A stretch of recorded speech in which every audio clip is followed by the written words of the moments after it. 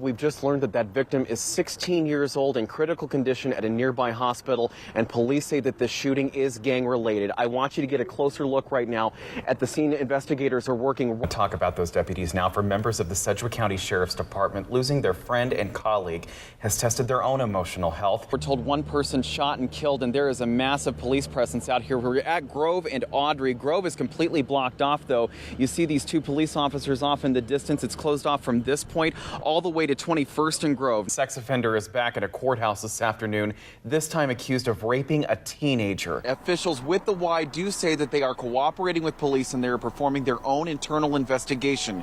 But news that an accused rapist targeted a child inside of this building has them on edge. This is where Gaston was brought back yesterday. He was only free for about 36 hours before police linked him to that second case and brought him back again. This time he's being held on $1 million bond.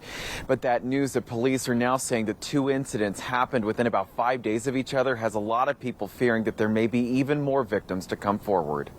When a military veteran is convicted and sentenced to jail, they are supposed to see a major cut in any of the benefits they were promised.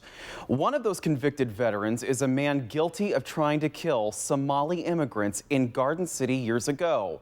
But despite the global attention the story gained, we found evidence that he's still being paid in full while sitting in prison, and his case is far from unique.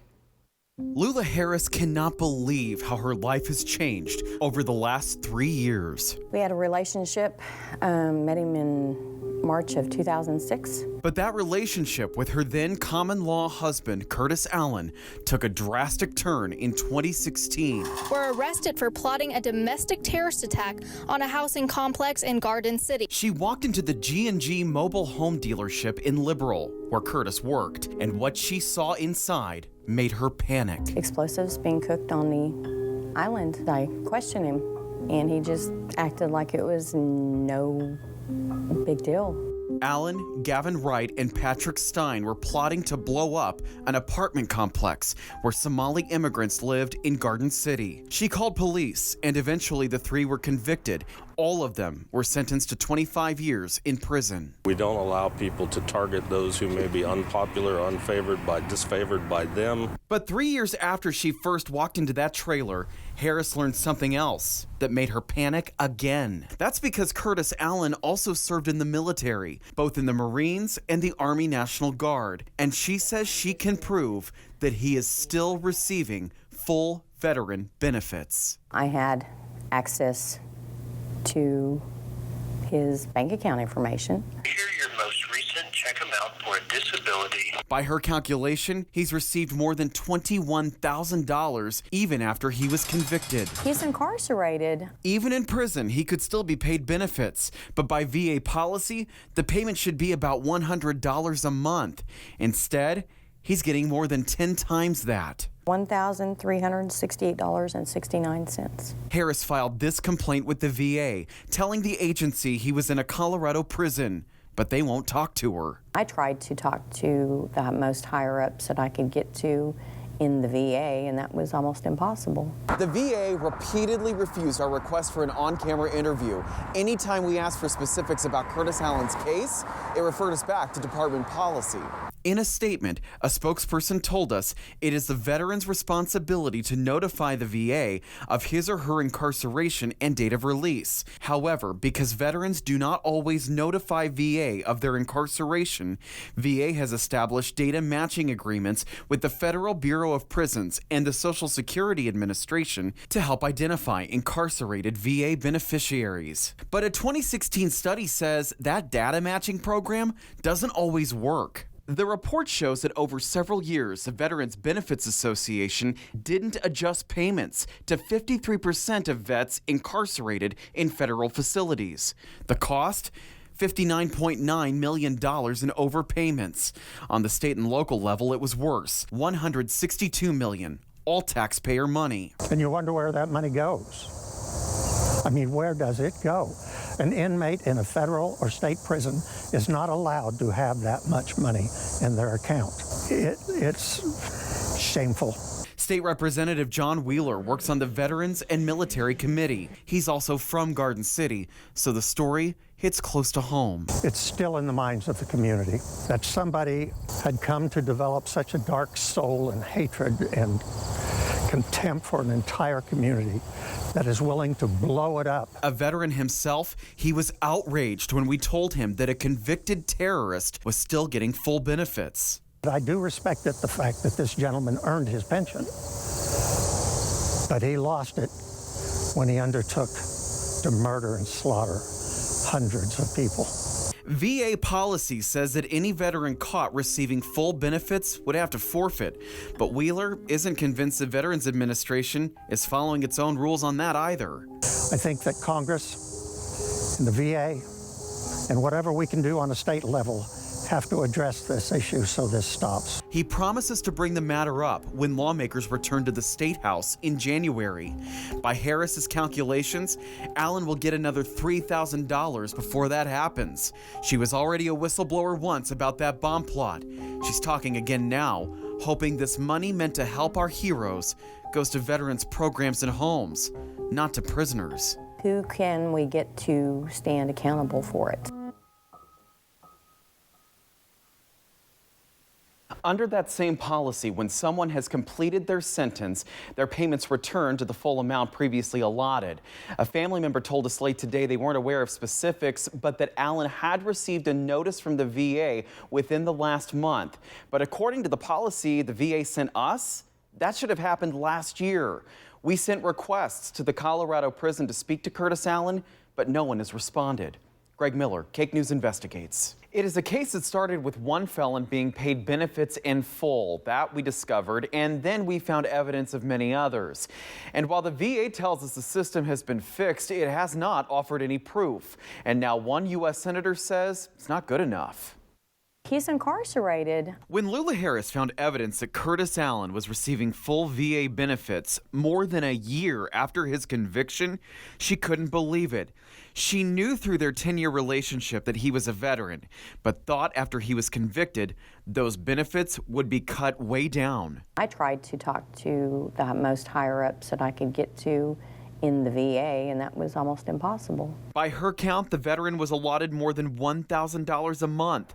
But when he was convicted for trying to blow up a Somali apartment complex, that number should have gone down. She says it never did. Hear your most recent check amount for a disability. That shock was shared by state lawmakers. That a person receiving benefits are to self-report if they're sent to prison. That is just not going to work. And now a U.S. senator. This is my opportunity to compliment the press and media because that is a story that came to my attention because of that investigation by Cake. Senator Jerry Moran wants to know how VA policy allowed it to happen. We have now reached out, as soon as we heard the story, saw the story, to the VA to find out what is going on, what is their policy. We contacted the VA too. For 5 months, every question to the agency was met by a blanket response citing policy. Too many things slipped through the cracks at the VA. An inspector general's report found millions had been spent on overpayments to convicted veterans. The agency responded that the VA completed all 6 of the report's recommendations to correct the matter more than 2 years ago. But the VA still won't say how that's possible if a vet in a high-profile case was sentenced and still paid in full. The agency also wouldn't release a review to confirm that those changes have actually happened. Moran wants answers. Then we need to make sure that the VA complies with those rules or that law. Now, family members told Cake News they went to the VA in the last few months and that Allen told them he did receive a notice about the matter, that his payments would be reduced, but that still would have been more than a year after his conviction. And to see our team's original investigation on VA overpayments, you can go to cake.com and click on Investigates. This is the neighborhood where Andrew Finch was killed by a police officer nearly a month ago. This week, his family filed this lawsuit in court. They say they're not doing it for money reasons. Instead, they want the police department to change its policies. The funeral home did for me. Lisa Finch has relived her son's death every day since December 28th and wishes she could have tried to save him. Just out of nowhere, I heard him scream. All she's left with now are pictures, pieces of art Andrew created, and questions about his death. Question all the time, why did it have to happen? I mean, he was innocent. He was doing nothing wrong except checking out a noise that he heard. The incident started with a prank 911 call claiming a deadly hostage situation was happening inside the Finch home. Lisa was inside her bedroom the night of the shooting. She'd rushed to the door after hearing a single gunshot. That gunshot, fired by a cop, killed her son. In the first few moments, she couldn't understand why that officer opened fire on him, someone she calls a gentle soul. Now his daughter's not even going to have a father to walk her down the aisle. Her son lay in the doorway dying. There was nothing she could do to save him. In the sanctity of this house, Andy Finch was unjustifiably and unconstitutionally shot and killed. She wouldn't get an apology or condolence from the city for days until Police Chief Gordon Ramsay finally arrived at her door. He asked me if I wanted to watch the video footage with him. Why would I want to watch the video footage of my son being killed with a cop? But she'd hoped for a stronger reaction. He was not remorseful. I mean, all he did is say, this is wrong, you know. And he said the reason he hadn't come earlier was because he had been out of town. She is now suing the city of Wichita, claiming police used excessive force and weren't properly trained, that no crisis team was ever deployed, no mental health experts or a negotiator were on site, despite the fact the police thought they were going into a hostage situation. She says despite the fact that her son was never armed, that there was no gun in her house, they shot and killed him anyway. Her attorney, Andrew Stroth. The police showed up, surrounded the house, and a high-powered rifle was shot by the officer that killed Andy Finch. They claim this investigation and 29 others in the city since 2010 are cloaked in secrecy. The lawsuit accuses city leaders of concealing misconduct. They want the officer named publicly, citing that civilians involved in shootings are locked in an interrogation room, while Wichita police officers involved in shootings sit in accessible offices that are open to anyone passing by. But the solution is, how is law enforcement trained to deal with these situations more effectively?